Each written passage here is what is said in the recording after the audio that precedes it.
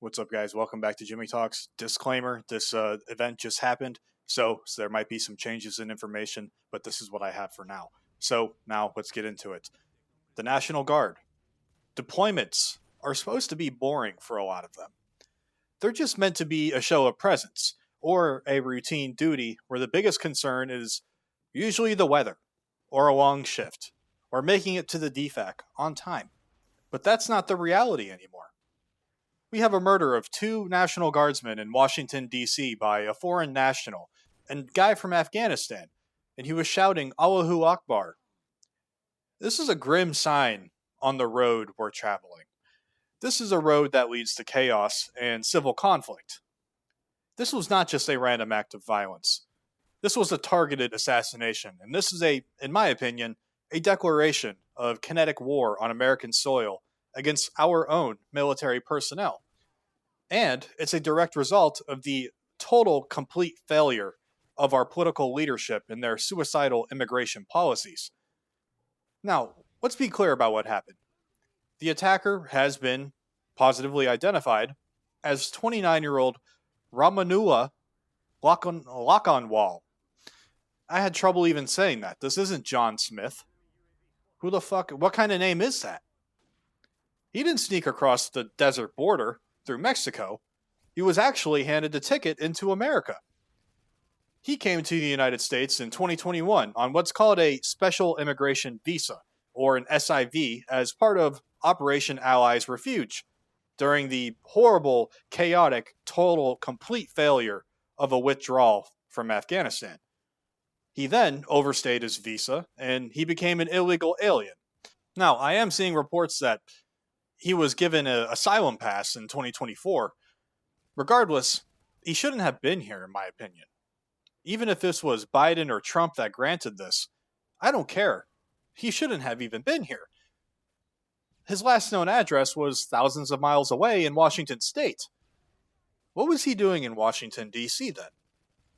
He sought out uniformed American soldiers and executed them. Now, this is the predictable outcome of importing tens of thousands of millions of military-aged men from cultures that are fundamentally different than ours. They clash. They're not compatible. From a part of the world where anti-American hatred or just anti-Western hatred is fully into the religious and political fabric over there. We brought the war home.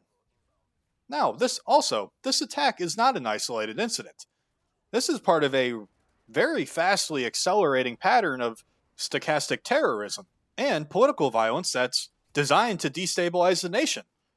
We are inching closer to a civil war every single day. I've said this in a past video already. It was after Charlie Kirk got shot. It's simple math. 1 + 1 = 2. You're just going to start seeing more violence. The atmosphere is being poisoned. Look at the billboard that's outside Fort Bragg, North Carolina. One of these billboards, it said, "Did you go airborne just to pull security for ICE?" And then there's a website that's underneath it that says, notwhatisignedupfor.org. Why does this have links to the Soros Foundation, one may ask? Now, this isn't just a random sign. In fact, actually, it's a signal. It's a way of broadcasting to everyone that the system is rigged and there's very powerful people that are pushing for collapse in our nation. We're seeing that the rule of law is collapsing and that those in power are actively enabling the chaos. This is how societies break down. This is how a cold civil war becomes a hot one.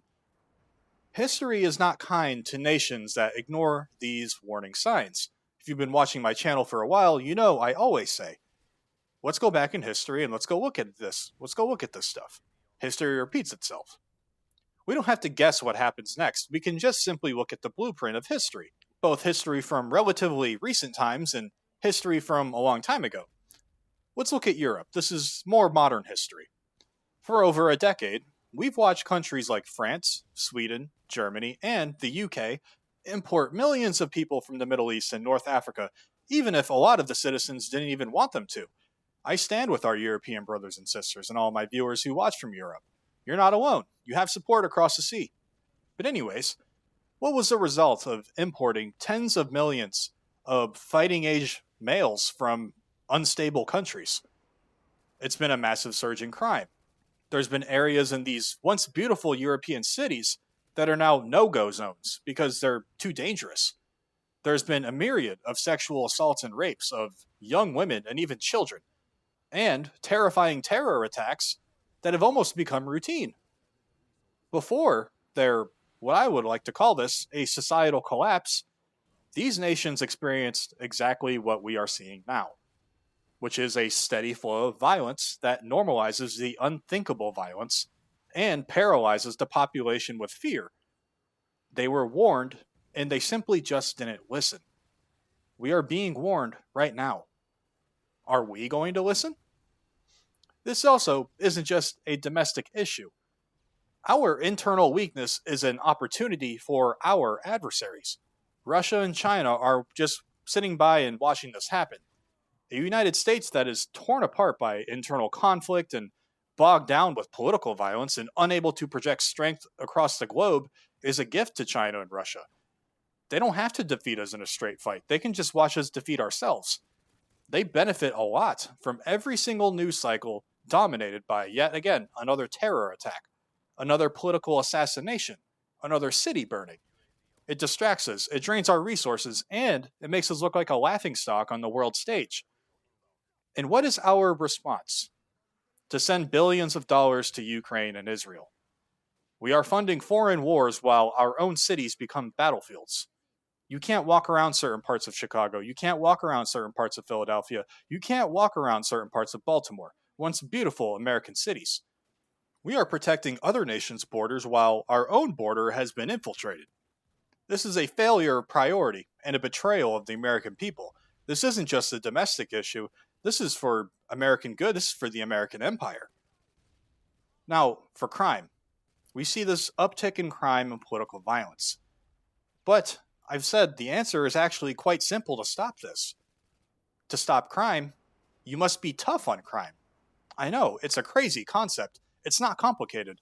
I'm a regular guy just like you. I go to work, I do my job, I do what I have to do, I take care of my family. You don't need to be a genius to figure this out or some expert in criminology. There are no excuses. You need more police on the streets. You need them to actually arrest people. And you need a judicial system that delivers swift and harsh sentences that deter future criminals. But we have the exact opposite. We have prosecutors that are funded by special interests who refuse to prosecute. We have judges who release violent offenders back onto the street the same day. We have a media and political class that makes endless excuses for criminals while blaming the victims and the law-abiding citizens.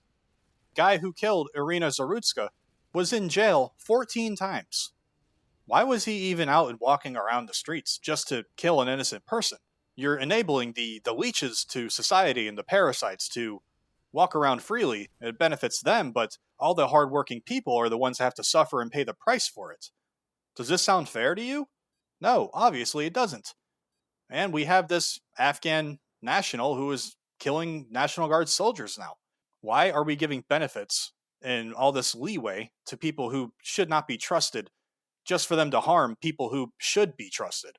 The government has abandoned the basic principle that the primary job of any government is to protect its own people.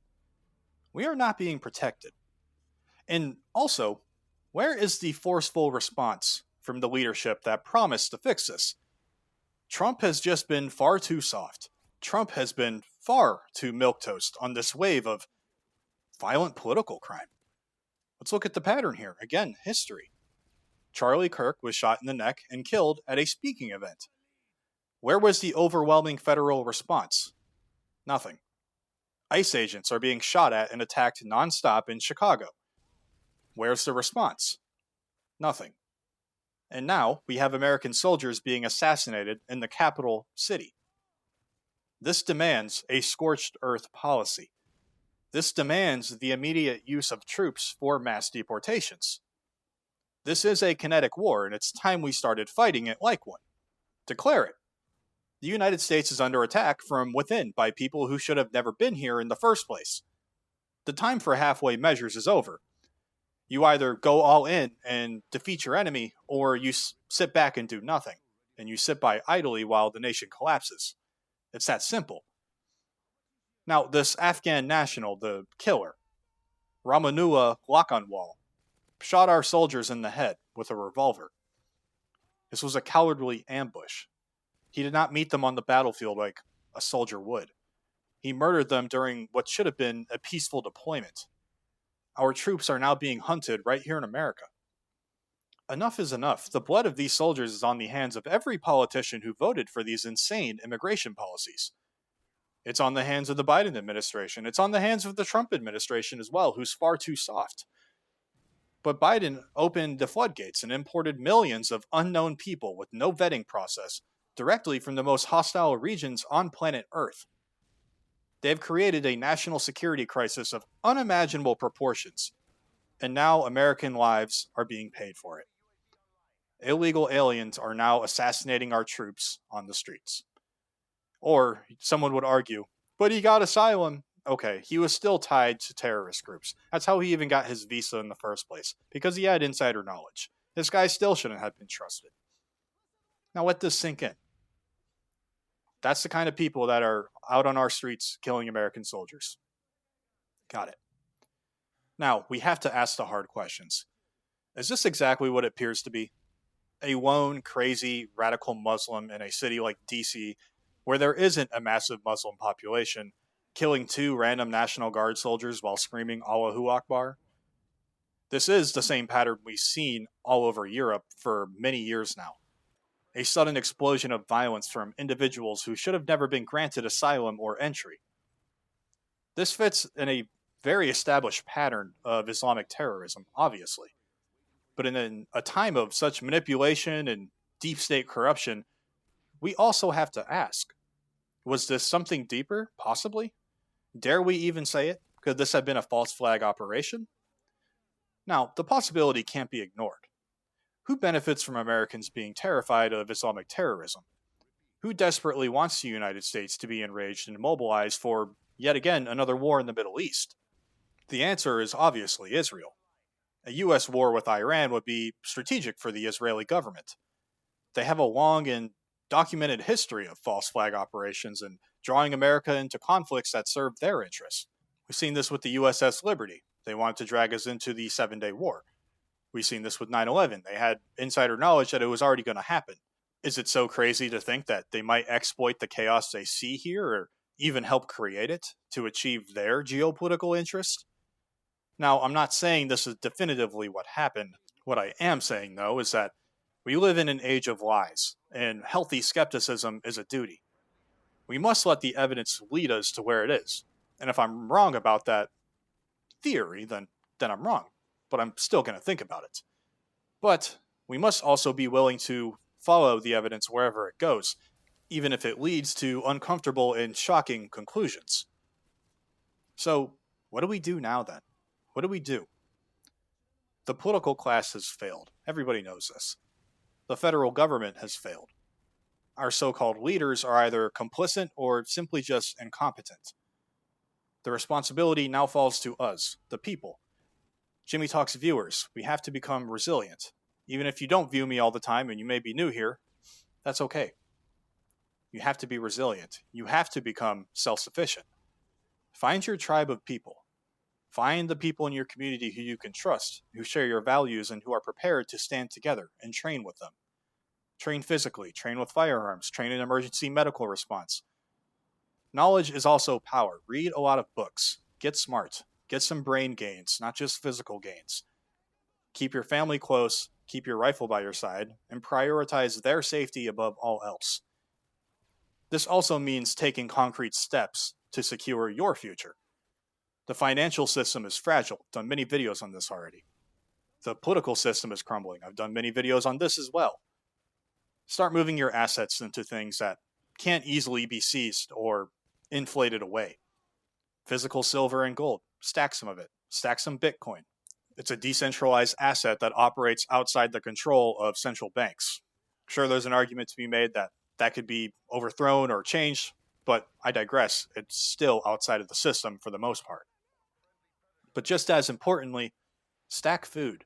Build a supply of non-perishable food, like canned food, MREs, Mountain House meals.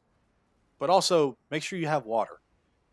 You don't have to become a doomsday prepper, but having a few months of supplies is just common sense in an increasingly unstable world.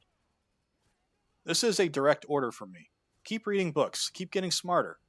Knowledge is the one thing that they can't take from you. Keep working out, become physically strong and mentally tough. Your family's safety depends on your strength and your wisdom. This is the new patriotism. It's not just waving a flag and saying you love America. It's also about being prepared to defend what the flag represents when everything else falls apart.